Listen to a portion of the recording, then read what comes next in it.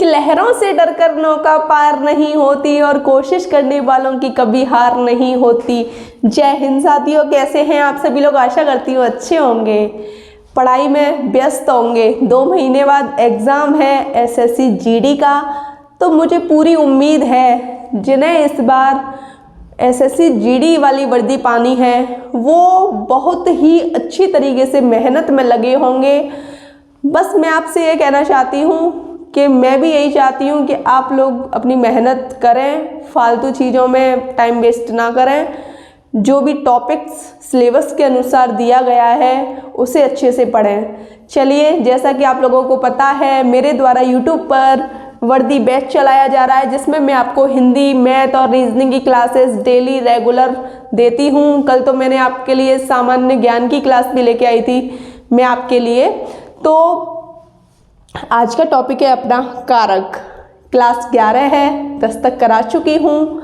Class 11 में हम कारक पढ़ेंगे। जो भाई या बहन 12th करके आए हैं उन्हें थोड़ा डिफ़िकल्ट लगता होगा, लेकिन पढ़ेंगे तो बहुत ही सिंपल है। बस कुछ नहीं, कारक होता क्या है पहले इसकी थोड़ी डेफिनेशन देख लें, फिर हम समझ लेंगे। वाक्य में जिस शब्द का संबंध क्रिया से होता है, क्रिया तो आप जानते हैं ना, खेलना, कूदना, जागना, नहाना, जिस क्रिया के पीछे ना लग जाए तो आप समझ जाओ कि वो क्रिया है। जैसे खेल बोलेंगे तो इसे ऐसे ना, खेलना, नाचना, कूदना, बस यही समझाना चाहती हूँ। अब आप सबसे पहले समझ जाइए कि जो कारक है इसे हम परसर्ग कहते हैं। परसर्ग मतलब बाद में जुड़ने वाला, बाद में जुड़ने वाला। परसर्ग मतलब वो आपको क्वेश्चन देगा कि कारक को क्या कहते हैं, 4 ऑप्शन देगा। परसर्ग, अलाना, फलाना, 4 ऑप्शन आपको दे देगा, तो आपको आंसर करना है परसर्ग कहते हैं। कारक को क्या कहते हैं? परसर्ग। परसर्ग का मतलब क्या होता है? बाद में जुड़ने वाला। वो आपको बताऊंगी कैसे बाद में जुड़ने वाला, ठीक है। परसर्ग या विभक्ति, हम कारक भी कह सकते हैं, विभक्ति भी कह सकते हैं, परसर्ग भी कह सकते हैं, ठीक है। अब हमारा जो कारक है किन किन के पीछे जुड़ता है, किस किस के बाद में जुड़ता है? संज्ञा या सर्वनाम के साथ जुड़ता है कारक। जैसे एग्जाम्पल देख लीजिए, माँ ने जुड़ा ना, माँ के बाद ने जुड़ा। माँ ने चाकू से आम काटकर बेटी को खिलाया। अब आप सोच रहे होंगे कि ये ने से को खामखा ही लगा दिया, ऐसे कैसे खामखा लगा दिया? आप देखो, ने हटा दो, माँ चाकू आम काटकर बेटी खिलाया। क्या ये अच्छा लग रहा है? नहीं। कारक का यही तो महत्व है कि वो टेंस में, अगर कोई टेंस है तो उसमें जान डाल देता है। जैसे माँ ने चाकू से आम काटकर बेटी को खिलाया। तो जो आपके ये आ रहे हैं ना, ये आपके कारक हैं। और कारक को क्या क्या कहते हैं? कारक को विभक्ति भी कहते हैं, और क्या कहते हैं? कारक को हम परसर्ग भी कहते, ये वाला बेटी नहीं कारक है, को कारक है, परसर्ग भी कहते हैं। अब तो आप समझ गए ना कारक होता क्या है, क्या क्या कहते हैं, कारक का कितना बड़ा महत्व है इस टेंस में। इसमें नहीं, जितने भी हम टेंस करते हैं उन सभी टेंसों में कारक का कहीं ना कहीं महत्व पाया जाता है। और मुझे नहीं लगता कि बिना कारक के कोई टेंस होता होगा। हाँ, होते हैं, जैसे माँ जी को। अब देखो, माँ जी को नमस्कार, तो इसमें भी आपका को आया ना, तो यही तो कारक है, हमें पढ़ना है। इसमें से प्रश्न पूछा जाता है पेपर में, तो जो भी पढ़ेंगे अच्छे से पढ़ेंगे, पढ़ाई में ढील नहीं डालेंगे। स्क्रीनशॉट ले लीजिए। अब मैं आपको बता देती हूँ कि हिंदी में जो कारक हैं, कारक को परसर्ग बोलते हैं, विभक्ति बोलते हैं। इनकी संख्या कितनी है? तो इनकी जो संख्या है वो 8 है। ये आपने पढ़ा होगा। जिन्होंने नहीं पढ़ा होगा वो इस पूरे चार्ट को याद कर लें, अच्छा रहेंगे, ठीक है। कर्ता ने, मतलब कर्ता के साथ ने आता है। कुछ कंडीशंस होती हैं जिसमें ने नहीं आता, वो भी बताऊंगी। एग्जाम्पल के साथ हर एक चीज़ को समझाऊंगी। मतलब कर्ता के साथ ने, ज़्यादातर कर्ता के साथ ने ही आता है। कर्म को, जैसे राम ने रावण को मारा, राम ने किसको मारा, किस या क्या करके आप क्वेश्चन पूछ लो तो वो आपके कर्म से संबंधित आंसर आ जाएगा। इसमें भी एक दो अपवाद हैं, उन्हें मैं आपको बता दूंगी। करण से, जैसे मैंने एग्जाम्पल दिया आपको, राम ने पेन से लिखा, राम ने किससे लिखा, पेन से, पेन है ना, किससे लिखा, पेन से। जैसे राम ने रावण को तीर से मारा, धनुष से मारा, तो जो ये हमारा धनुष से है ये करण में आएगा। संप्रदान के लिए, जो इस को का मतलब होता है, आप कहोगे को तो यहाँ भी आ रहा है, को यहाँ भी आ रहा है, बिल्कुल मैं आपकी बात मानूंगी। इस को का मतलब कर्म से है और ये जो को है, इस को का मतलब है के लिए, ठीक है।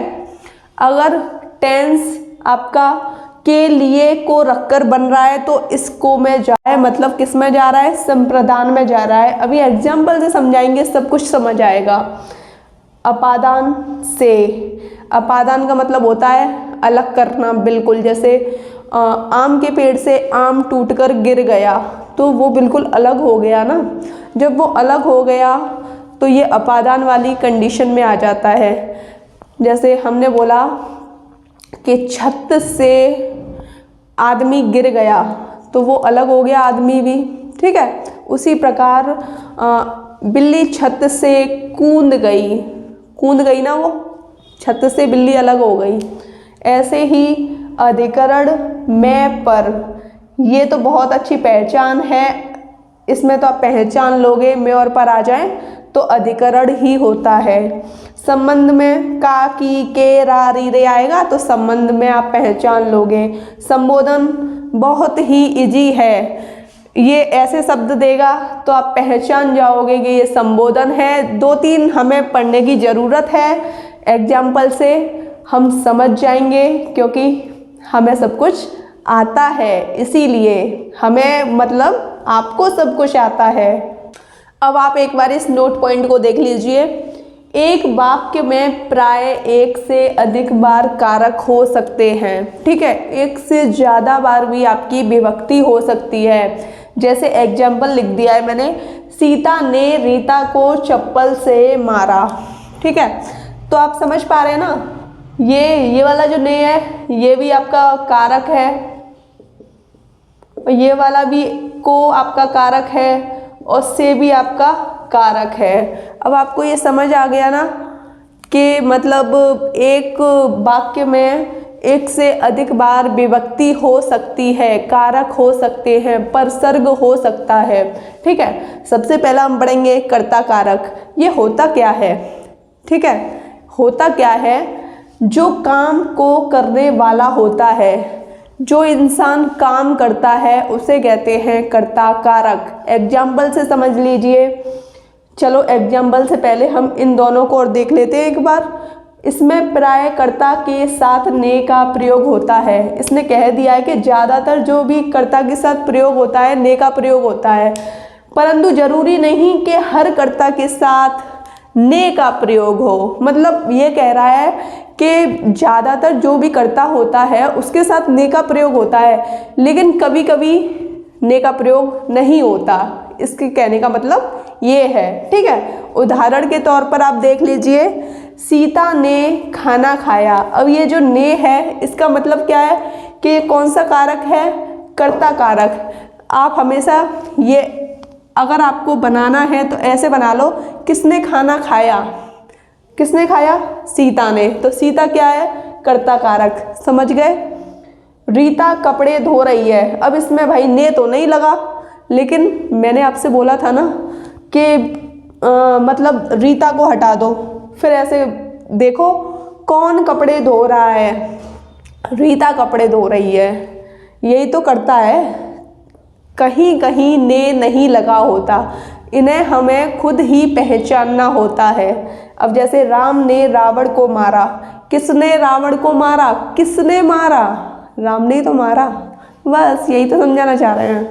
अब आपका राम के द्वारा श्याम को पढ़ाया गया।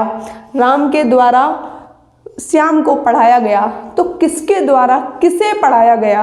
राम के द्वारा ही तो पढ़ाया गया, तो राम हमारा कर्ता में आ जाएगा। मोहन को पढ़ना चाहिए। किसको पढ़ना चाहिए? मोहन को। आशा करती हूँ कर्ता कारक बहुत अच्छी तरीके से आप लोगों को समझ आया हो।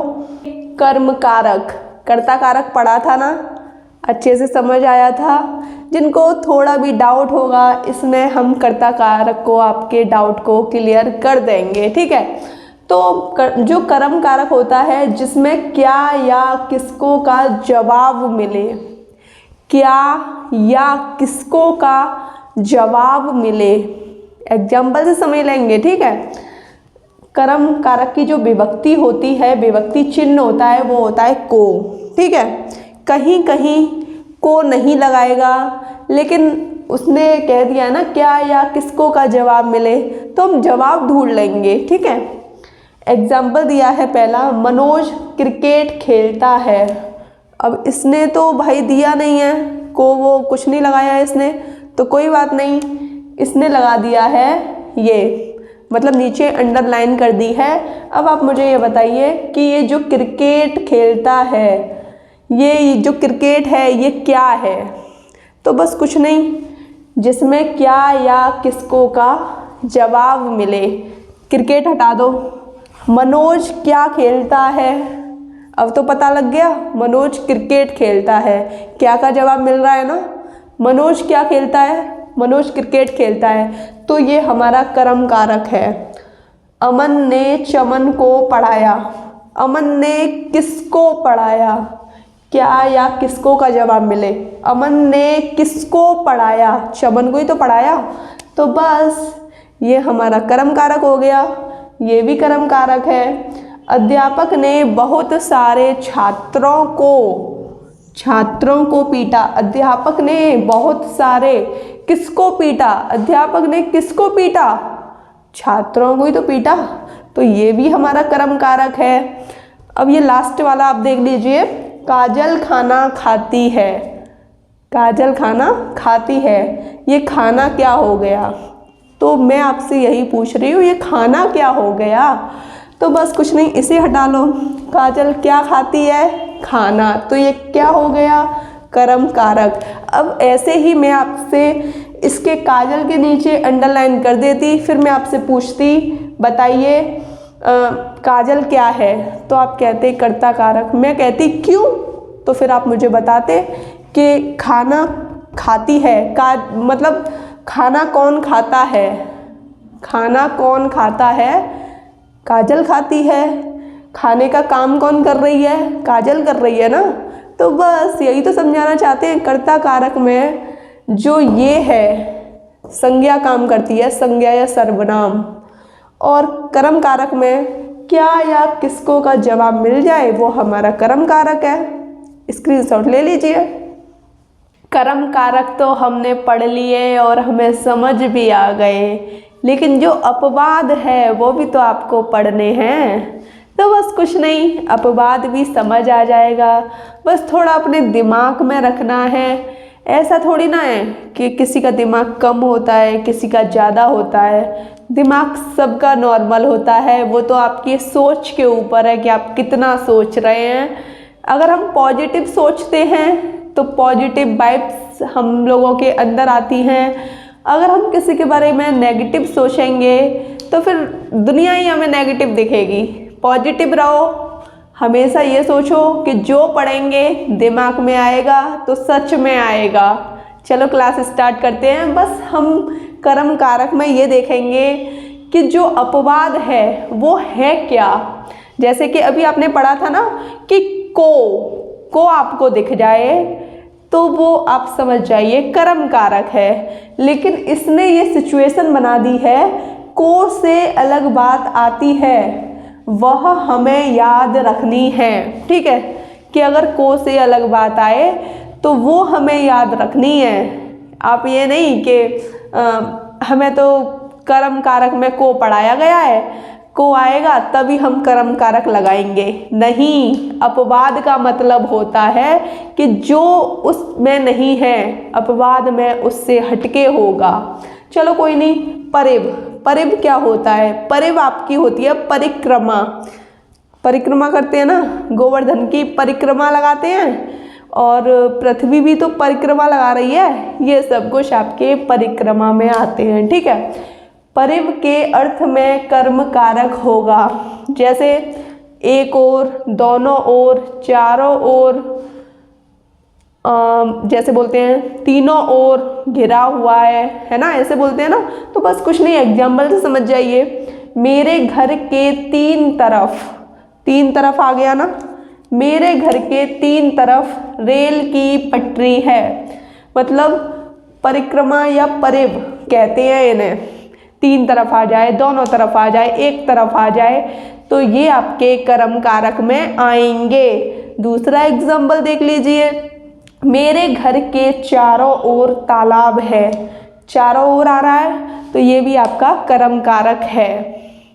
अब हम पढ़ेंगे करण कारक। काम किससे किया जा रहा है? काम किससे किया जा रहा है?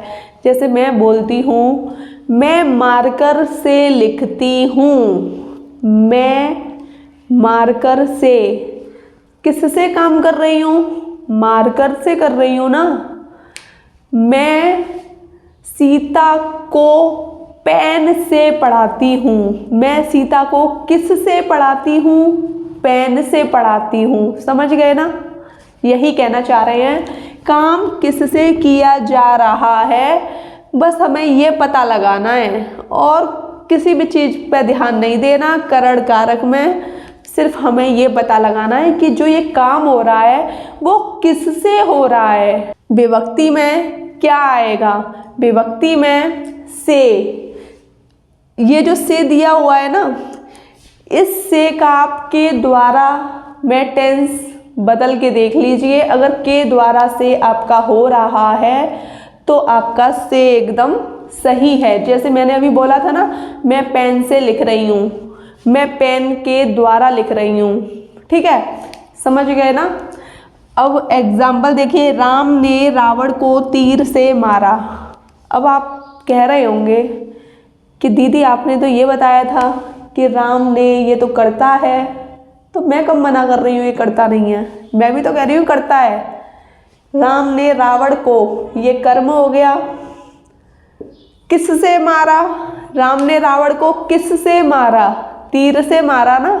तो यही तो समझा रही हूँ, ये हमारा हो गया करण कारक। अब तो आपको समझ आ गया कि अगर जैसे कि किससे लग जाए तो हम पहचान जाएंगे कि वो हमारा करण कारक है। अब आप इसको देखिए। सीता बस से स्कूल गई। सीता किस से स्कूल गई? सीता बस से स्कूल गई, ठीक है। अब कुछ बच्चे दिमाग लगा रहे होंगे, ये तो दीदी बस को, ये तो वो हो गया कर्म कारक। नहीं, कर्म कारक नहीं हुआ। कर्म में तो भाई यहाँ पे को होता है ना, आप को से करके देखिए। सीता बस को स्कूल गई। अच्छा लग रहा है? ये नहीं अच्छा लग रहा, ठीक है। अब देखो के द्वारा लगाइए। सीता बस के द्वारा स्कूल गई। समझ गए ना कि इसमें कौन सा कारक है? इसमें आपका करण कारक है। समझ गए? आप से और के द्वारा से करोगे ना तो आपको पता लग जाएगा कि ये हमारा करण कारक है। या फिर आप उससे ये क्वेश्चन पूछ लीजिए कि जो ये काम हो रहा है किससे हो रहा है? सीता किसके द्वारा स्कूल गई? सीता बस के द्वारा स्कूल गई। यही तो समझाना चाहती हूँ। अब बस कुछ नहीं, जैसे कि हमने कर्म में अपवाद पढ़े थे ना, इसमें भी अपवाद है। बस थोड़ा दिमाग से समझ जाएंगे ना तो ये सारी चीज़ें हमारे दिमाग में आ जाएंगी। देखो जैसे के साथ, मैं माता जी के साथ खाना खाती हूँ। मैं किसके साथ खाना खाती हूँ? मैं माता जी के साथ खाना खाती हूँ। अब अंग भंग हो जाए, जैसे हम बोलते हैं ना, मैं एक पैर से लंगड़ा हूँ। अब भाई पैर तो मेरा है, पैर मुझ में ही है, चाहे अंग भंग हो जाए, ये हमारा करण में ही आएगा। मैं किससे लंगड़ा हूँ? मैं एक पैर से लंगड़ा हूँ। अब हमारा समय पूछा जाए, ठीक है, कि रात के कितने बजे हैं, तो आप बता दोगे रात के 12 बजे हैं या 3 बजे हैं या 2 बजे हैं। जब भी जैसा भी टाइम हो रहा हो वो तो आप बता ही देते हो, ठीक है। क्या समय हुआ? जब हम किसी को समय पूछते हैं या बताते हैं तो वो हमारे करण कारक में आता है। अब हम पढ़ेंगे अपादान कारक होते क्या हैं। बहुत ही सिंपल है, थोड़ा सा समझ लेंगे दिमाग में आ जाएगा, तो बस कुछ नहीं समझने की ज़रूरत है। अपादान कारक होते हैं से, इसका जो विभक्ति चिन्ह होता है से होता है। से का प्रयोग अलग होने से, मतलब अलग हो जाता है। जैसे मैं बोलूं कि कबूतर छत से उड़ गया, छत, भाई पहले वो छत पे बैठा था, फिर वो छत से उड़ गया, तो छत से अलग ही तो हो गया वो। तो यही कहना चाहती हूँ। जैसे बिल्ली छत से कूद गई, पहले बिल्ली छत पे थी, अब छत से कूद गई, तो ये आपका अपादान में है। पेड़ से पत्ता टूट गया, पत्ता टूट गया, अब ऐसा तो नहीं है कि आप उस पत्ते को फिर से उसमें लगा दोगे, वो टूट गया तो टूट गया, ठीक है। गंगा हिमालय से निकलती है, गंगा भी हिमालय से अलग हो रही है। आप ये मत समझना कि भाई वो पानी तो भरा रहता है, जैसे ऊपर से नीचे पानी आता है ना, तो नीचे का पानी ऊपर तो जाता नहीं होगा, वो उसी प्रकार जो पानी है अपने अलग अलग तरीके से जाता रहता है, मतलब अलग अलग तरीका मानो। तो मैं ये कहना चाहती हूँ कि जो गंगा का पानी अगर एक बार निकल जाए तो वो दोबारा वो पानी नहीं जाता, ठीक है। तो इसी प्रकार मैं आपसे कह रही हूँ गंगा हिमालय से निकलती है, तो ये भी अलगाव हो रहा है। अपवाद क्या होगा इसका? तुलना के साथ। जैसे हम तुलना करते हैं ना कि तुम श्याम से अच्छे नहीं हो, मतलब तुलना हो गई कि श्याम जितना अच्छा है उतने अच्छे तुम नहीं हो, ठीक है। जैसे सीता कक्षा में सबसे सुंदर है, मतलब कक्षा में बहुत सारी लड़कियां हैं लेकिन सुंदर किसे बताया गया? सीता को। सीता की तुलना कक्षा में सारी लड़कियों से कर दी गई है। कान्हा आशीष से छोटा है, कान्हा आशीष से छोटा बता दिया यहाँ पर। मेरा घर ताजमहल से 30 किलोमीटर दूर है, तो दूरी अलगावी तो हो गई, यही तो समझाना चाहते हैं। अब हम पढ़ेंगे संबंध कारक। संबंध कारक मतलब संबंध बताता है इसमें। जैसे सीता की कॉपी, मेरा मेरी कॉपी के साथ या सीता का उसकी कॉपी के साथ संबंध हो गया। ये मार्कर मेरा है, समझ गए ना। काजल का मार्कर, काजल का मार्कर मतलब इसका संबंध मुझसे बता दिया। उसी प्रकार आप इसमें देख लीजिए कि आप कैसे पहचानोगे कौन कौन सी इसमें विभक्ति होती है। का, कौमा की, कौमा के, कौमा रा, कौमा री, कौमा रे। ये अगर विभक्ति आ जाए तो आप पहचान जाओगे कि संबंध कारक है। उसी प्रकार एग्जाम्पल लिए हैं मैंने जिससे कि आप अच्छे तरीके से समझ पाएँ। यह अमन की गाय है, अमन की गाय, संबंध हो गया ना। गाय किसकी है? अमन की है। यह मेरी बोतल है, किसकी बोतल है? मेरी बोतल है। रा री रे लिखाया है ना, मेरी बोतल, समझ गए ना। अधिकरण कारक समझ जाइए। अब आप इसमें में और पर आपको दिख जाए तो आप समझ जाओ कि अधिकरण कारक है। एग्जाम्पल से समझ जाइए। बिल्ली छत पर बैठी है, पर आ गया। उसी प्रकार दूसरा एग्जाम्पल है, आपके कपड़े अलमारी में रखे हैं, में आ गया। अधिकरण में और पर आ जाए तो आप समझ जाओगे कि ये अधिकरण है। संबंध में का, की, के, रा, री, रे आ जाए तो आप समझ जाओगे कि ये संबंधवाचक है। सॉरी, संबंधवाचक नहीं, संबंध कारक है। संबंध जो हमारा संबोधन कारक है वो है क्या? संबोधन कारक में अरे, हाय, हे, मतलब संबोधन में आपको ये वाला चिन्ह देखने को मिल जाएगा। तो बस ये तीनों तो इतने सिंपल हैं कि अपने आप में ही आप थोड़ा इन्हें अपने दिमाग में रख लोगे तुरंत आंसर निकल जाएगा। जैसे इसका एग्जाम्पल देख लीजिए, हे राम, तो ये ना आपको ऐसे देगा, देख रहे हैं ना, पीछे इसने चिन्ह भी लगा दिया है, तो आप बता दोगे संबोधन कारक है, वाह मज़ा आ गया। तो देखो आप देख रहे हैं ना कि इसमें जो एक डंडा करके बिंदी लगाई है, तो इसे हम कहते हैं एक्सक्लेमेटरी, एक्सक्लेमेटरी कहते हैं इंग्लिश में इसे, और हिंदी में क्या कहते हैं, संबोधन कारक। आशा करती हूँ कि आपको ये क्लास समझ आई हो। वीडियो अच्छी लगी हो तो चैनल को सब्सक्राइब कर देना, लाइक कर देना और अपने दोस्तों के साथ शेयर कर देना। जय हिंद।